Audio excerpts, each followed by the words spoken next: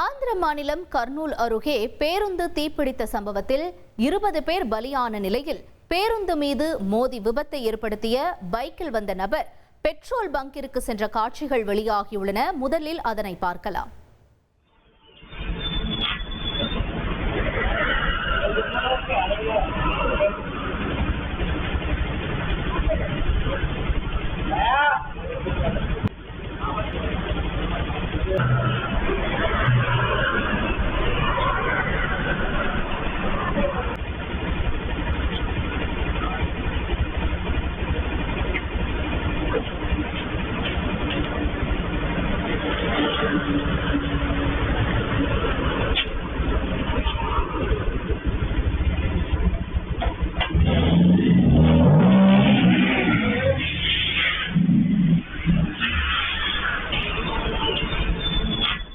கூடுதல் தகவல்களோடு இணைகிறார் செய்தியாளர் சரவணன்.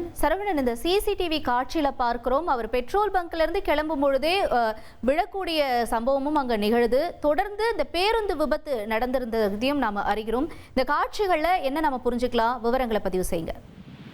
அதாவது ஆந்திர மாநிலம் கர்னூல் அருகே நேற்று அதிகாலை ஹைதராபாத்திலிருந்து பெங்களூர் சென்ற சொகுசு பேருந்து ஒன்று ஒரு இருசக்கர வாகனத்தின் மீது மோதி விபத்து ஏற்பட்டது. இந்த விபத்தில் அந்த இருசக்கர வாகனமானது பேருந்தின் அடியில் சிக்கிய நிலையில் அந்த பேருந்தில் அந்த இருசக்கர வாகனத்தில் இருந்த பெட்ரோல் டேங்க் உடைந்து தீப்பற்றி எரிய ஆரம்பித்தது. இது கொஞ்சம் கொஞ்சமாக முன்னேறி அந்த டீசல் டேங்க் லீக்கேஜ் காரணமாகவும் தீப்பிடித்து எரிய ஆரம்பித்தது. இதனால் இந்த சம்பவத்தில் 20க்கும் மேற்பட்டோர் அந்த பேருந்திலேயே உடல் கருகி உயிரிழந்த நிலையில் அந்த நபர் அந்த டூ வீலரை ஓட்டு இருசக்கர வாகனத்தை ஓட்டு சென்ற நபர் 300 மீட்டருக்கு முன்னால் விபத்தில் காயம்பட்டு உயிரிழந்த நிலை அவரை கண்டுபிடிக்கப்பட்டது. மேலும் இந்த நபர் குறித்து விசாரணை நடத்தி வந்த நிலையில் கர்னூல் பகுதியை சேர்ந்தவர் என்றும் இவர் ஒரு மார்பிள் தயாரிக்கும் தொழிற்சாலையில் பணியாற்றி வருவதும் தெரிய வந்தது. இந்த நிலையில் நேற்று அதிகாலை 2:30 மணி அளவில் அதே பகுதியில் அவர் ஒரு நண்பருடன் அவர் பெட்ரோல் பிடிக்க சென்றுள்ளார். அந்த பெட்ரோல் பங்க்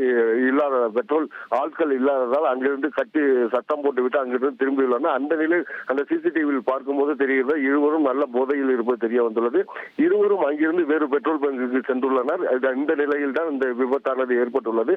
அந்த ஒரு நபர் மட்டும் இந்த உயிரிழந்த நிலையில் மற்றொரு நபர் யார் என்ற கோணங்களில் போலீசார் விசாரணை மேற்கொண்டு வருகின்றனர். தகவல்களுக்கு நன்றி சரவணன். உங்கள் தந்தி ஒன் தொலைக்காட்சியில் அண்ணாமலை தினமும் மதியம் 12 மணிக்கு காண தவறாதீர்கள்.